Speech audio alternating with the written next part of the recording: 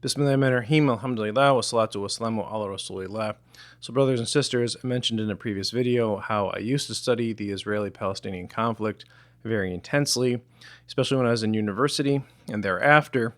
But I eventually left that, and part of the reason that I left it is because the propaganda war of it is so intense. Propaganda is, of course, a very big part of warfare, and especially done by the aggressor, because the aggressor is the most aggressive with the propaganda. And in studying this conflict, I realized that the layers of propaganda against Muslims especially are so deep that it just became difficult, because you come to suffer a sort of cognitive dissonance with the non-Muslims in your family and in your life who aren't exposed to further research and understanding about this conflict and its history. So in digging deeper into this, I actually want to talk about movies. I mentioned previously that Zionist propaganda against Arabs and Muslims really started to pick up after the 1920s, when it was certain that they would need the force of the British in order to create the Zionist state. And movies in general in the period post-World War II has played a huge part in the collective consciousness of the Western world, especially America. And as the Western world and America has gotten disconnected from its own traditions, the entertainment industry has really taken the place of American culture. It's really kind of the common denominator that people have. So people have a very strong emotional attachment to entertainment, and movies and TV shows are actually a big way that people get education, whether they realize it or not. And even though the news and bias in the news is certainly extremely impactful upon people's collective conscious, and certainly impactful upon this conflict and this issue, movies and entertainment can actually be an even bigger thing, because people absorb even more of that. And while they absorb it, they enjoy it, and they have a feeling of fun and excitement along with it. So it actually creates an emotional attachment to the propaganda that they're intaking while they do it. So the founding of the Zionist state that is called Israel, many people, especially in the baby boom generation, the foundation of their education, of the history of how that took place, is rooted in a motion picture, in a movie, that was released in the year 1960 called Exodus. Exodus is written by an American Zionist named Leon Uris, who went to Israel and studied with the Israeli Defense Force in order to write that novel. And it was written and produced by an Austrian Zionist named Otto Preminger. It stars a very famous American actor named Paul Newman, who was young at the time. He plays the main character of Ari, who is a soldier in a militia group, a Jewish militia group called the Haganah. Haganah was a Jewish militia that existed during the British Mandate period of Palestine, and it is the main group that later became the Israeli Defense Force. In the movie, Ari is trying to move hundreds of European Jewish immigrants into Palestine who are being held in Cyprus in the Mediterranean, waiting for immigration restrictions to lift before they can go. And Ari wants to move them into Palestine ahead of that, so he goes about sneaking them in. While he's doing this, the United Nations is deliberating on Resolution 181, which is the resolution that would partition Palestine and give the Jews a Jewish state in that area, making good on the British's promise and the Balfour Declaration. Part of what I want to show with this movie is how particular Zionist propaganda can be in tending to very particular aspects of their narrative. A key aspect of that with this movie is that the Jews and even the militia leaders of the Haganah had a very benevolent attitude towards the native Arabs in Palestine, but the only thing working against them was this blind hatred of Jews that the native Arab population had. So in the movie, after Ari gets the Jewish refugees into Palestine, he takes them to a made-up village, or kibbutz as they call it, and the leader of this village, the chief, is an Arab named Taha. Now, Taha plays the role of the good Arab who is willing to work alongside Zionists. In this valley of Jezreel, we dwell together as friends. It is natural that we should live in peace, since even our words for it are almost exactly the same. We say salam, and you, shalom. Let us seal our friendship forever with that most beautiful of Hebrew toasts, l'chaim, to life. L'chaim!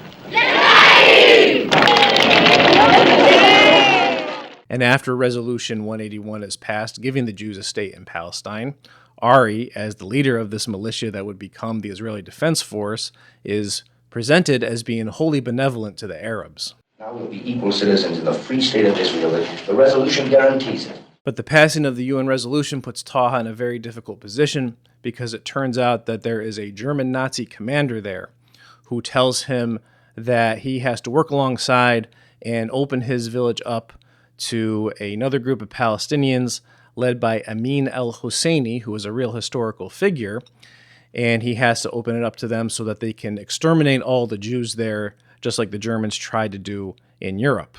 The Mufti must pass through this valley on his way to Safed. He has made Safed his provisional capital until the last Jew in Palestine is exterminated. There are 650,000 Jews in Palestine. Temporarily.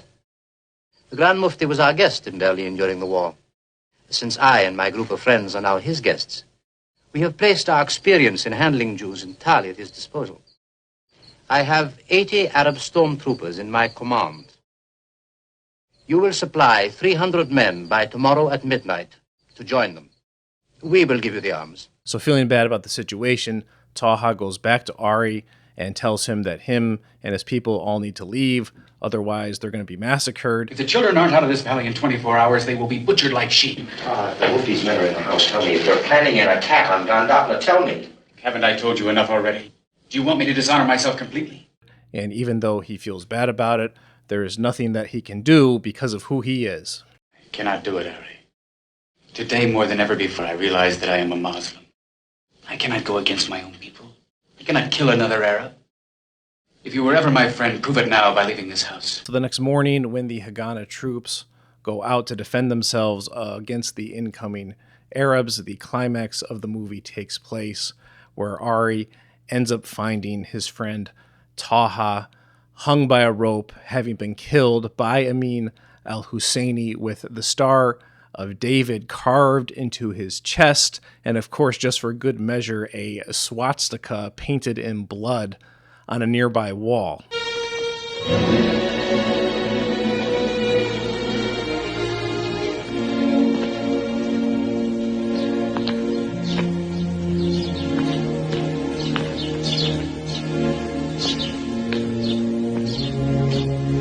Now, you never see Amin al-Husseini in the movie or anything, but the movie ends this way. It has this tragic ending, and the message that is supposed to be taken out of it is very, very clear. The Jews were totally benevolent to the Arabs who were there, and even a good Arab who wanted to work alongside the Zionists. There's nothing he could do to overcome the pure hate that the other Arabs had, especially this guy who was the Mufti of Jerusalem, Amin al-Husseini. Now, Amin al-Husseini is a very important figure and always has been in Zionist propaganda. He was a Mufti and an administrator of holy sites under the Ottoman Empire, and even under the British Mandate after World War I.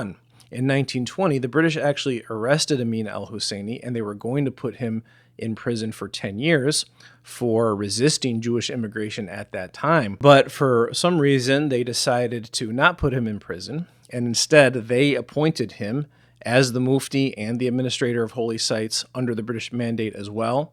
And he filled that role and was actually supported by the British for 15 years until Arab resistance rose up in the late 1930s against more Jewish immigration. And this is actually a key feature of Zionist and Western anti-Muslim propaganda, that there is almost always a mysterious individual who they can point to as being the enemy head of their opposition, and that individual is almost always someone who at one time or another was materially supported by the Zionists or by their allies. After the Arab revolt of the late 1930s, he had to flee because the British were going to arrest him again, and he found refuge in Nazi Germany, so he spent some time in Nazi Germany under the protection of Hitler. So because of that, Zionist propaganda has worked very hard to link him to Nazis and to Hitler In 2015, Benjamin Netanyahu went as far as saying that he is the one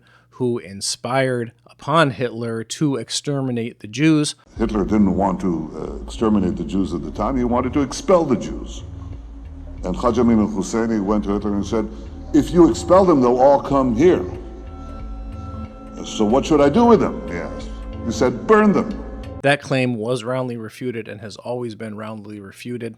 And Netanyahu actually even had to apologize for saying that in 2015. Who Amin al-Husseini was and everything he thought and believed is the subject of a lot of historical debate.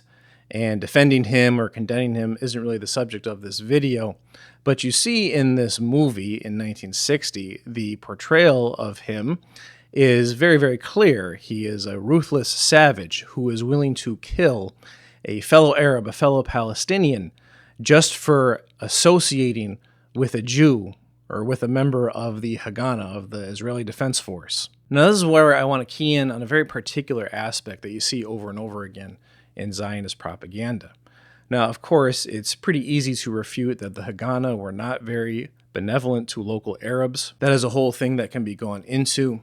To learn about how the forming of the Zionist state after the UN resolution creating the partition of Palestine occurred, I always recommend to people to read the book The Ethnic Cleansing of Palestine by Ilan Pappé. Ilan Pappé is an Israeli academic born in Haifa, educated at the University of Jerusalem and the University of Oxford as well. He had access to internal archives of the Israeli government and the Israeli Defense Force, as well as the diary of Prime Minister Ben-Gurion, who was the prime minister at the founding of Palestine. And this book is largely written based off of those sources. I remember studying this book when I was taking a course on Israel-Palestine at the University of Minnesota. The year it was published in the year 2006. And the publishing of this book was actually very, very monumental because of the internal sources that he used, and using those Israeli sources that largely confirmed the Palestinian narrative that had always existed of how Israel was founded. Now, as far as this movie and this particular characterization of Amin al-Husseini, something that Ilan Pappé's book reveals, 45 years after this movie was released in theaters, and it was widely distributed and even used in schools frequently in America to educate baby boomer high school students about the founding of Israel. There's many ways in which Ilan Pappé shows how the Haganah were not pleasant to the local Arabs, but some things he shows is, number one, they would keep very detailed files on every Arab village that existed, down to the level of keeping files on the individuals who lived in those villages. And they explicitly kept these files because they wanted this intelligence information to make it easier for them to take those villages over. He actually even mentions that it was explicit within the Haganah that they would take advantage of Arab customs of hospitality in order to get information out of locals and garner informants amongst them. And he explains how, and again, this is all sourced from files internal to the Israeli Defense Force archives. In these village files that the Haganah would keep on the Arab villages, they would keep lists of wanted people. And part of their strategy when they would occupy a village is they would immediately go after those wanted people and round them up and shoot them and execute them on the spot. And he explains that one of the criteria that they would use to put someone on that list was involvement with the movements of Mufti Amin al-Husseini. So what you have in the Zionist propaganda film is the portrayal that Mufti Amin al-Husseini would kill any Arab who just associated with a member of the Haganah.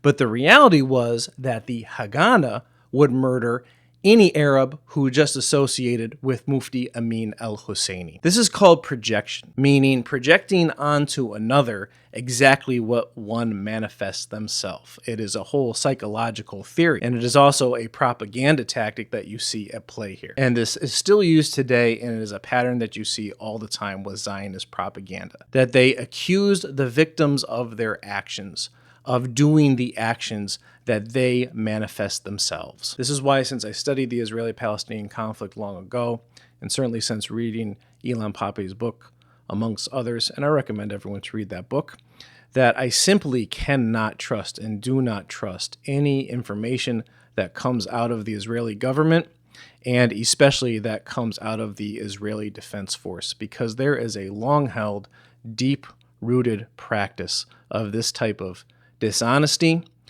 and propaganda, and especially this specific type of propaganda of accusing one's victims of committing the actions and the crimes that the Israeli Defense Force actually did themselves.